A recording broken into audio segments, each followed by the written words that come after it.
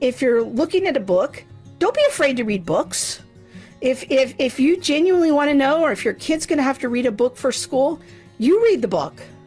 You find out about it. You read ahead. You be in the conversation. You, even if your child is going to a school, you as the parent are ultimately responsible for what your child is being taught.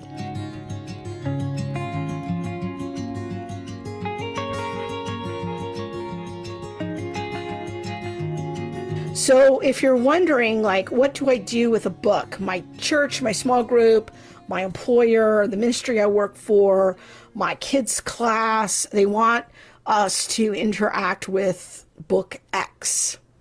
I don't know what to think about it. So I think that the first thing, again, is you can always do some research. You can look up the book. You can look on Amazon. You can see what other books the person has written. You can see who the endorsements are.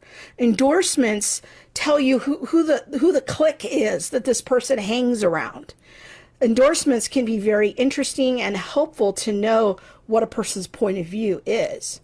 Look at the publisher. Now, publisher is a little less meaningful than it was 10 years ago. It used to be, I could tell you, oh, if a book's published by Moody or Baker, it's solid. Those days are kind of gone. And so looking at the publisher is a little less reliable, but it might at least tell you if it's sort of trying to be Christian or completely secular. Look at what other books this person has written. That can be helpful. But again, we don't want to fall into this reactive posture that, oh, the book is talking about America's racial history and it's some of these difficult aspects of our history. That is not a CRT conversation. It might be, but it doesn't have to be. It's not automatically that way.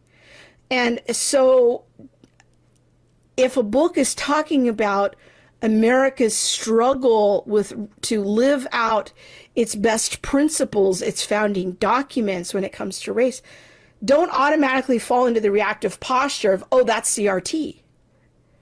It might not be. It might just be a history book, okay? Another kind of tip on evaluating a resource is, you know, when we help our young people to understand a fuller picture of America's history, we can help them do that within a framework of understanding sin. That's a deeply Christian idea, that we are not always good to each other. We do not always treat each other well. And here are some examples in history where that has been true. That can be a helpful conversation. We don't have to paint America as like this completely noble nation all the time. Now, I think what we can do is look at the nobility of our founding documents and the principles that are founded there, because those principles are based on the vision of equality of the Judeo-Christian worldview, and we have done better and better at living up to those principles as a nation. And those principles were noble and of a truthful nature. And so as we've struggled with humanity's sin and how we compare that to the noble vision of our founding documents, we have struggled as a nation. We fought an entire war, to try to live up to our founding principles. But we can look at that in a holistic way, and we can help our kids think about how sin shows up in history. Doesn't mean that you're advocating for the 1619 Project because you want to talk about slavery. That's not helpful, okay? Just because somebody wants to present a fuller picture of America's struggle with sin doesn't mean they're advocating for the 1619 Project, okay? That is a reactive position that will not help our cause if we villainize things that way. Okay, so if you're looking at a book, don't be afraid to read books. If you genuinely want to know, or if your kid's going to have to read a book for school, you read the book. You find out about it. You read ahead. You be in the conversation. You, even if your child is going to a school, you as the parent are ultimately responsible for what your child is being taught. So that's God's command to us as parents. So it's okay to get help. It doesn't mean we have to teach our kids everything, but we are ultimately responsible before God. So if your kid's reading some book in school that you don't agree with, okay, you can decide as a parent, what you're going to do about it and, how you're going to handle it. But if you want to do that, great. You read ahead. You read the book. You be in a conversation. You be proactive. And that will help the child too. And then you can discuss things that come up from a worldview standpoint and where Christianity aligns and doesn't align. But again, that assumes that you have equipped yourself. You have done some homework and you are accepting your God-given responsibility before God to educate your children.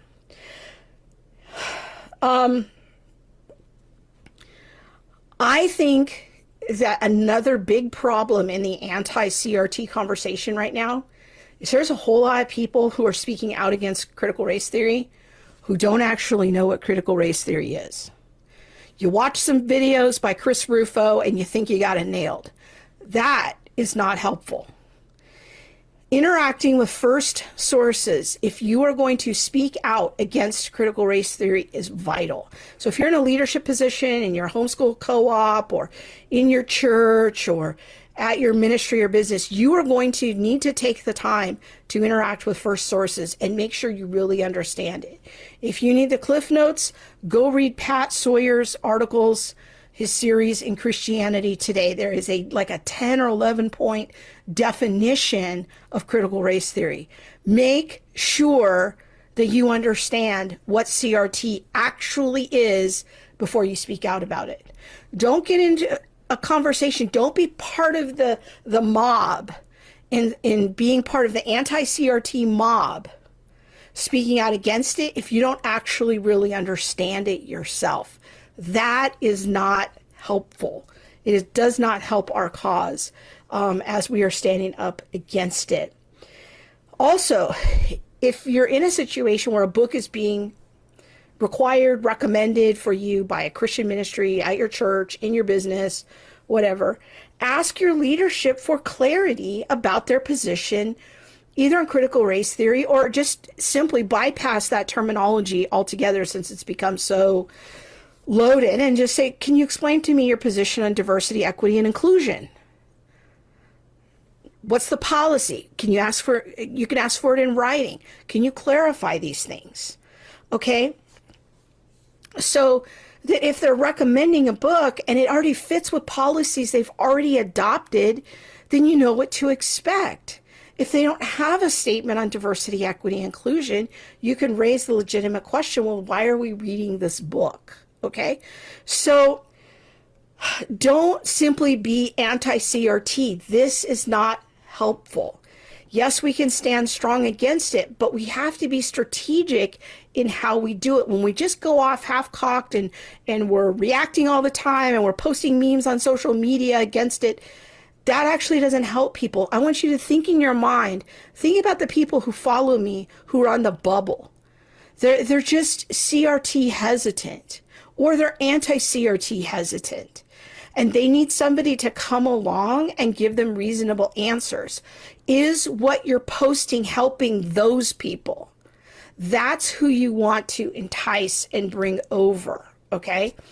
So those are some things to think about, some pitfalls that we're seeing on social media that we really want to help you avoid. So I hope that is helpful.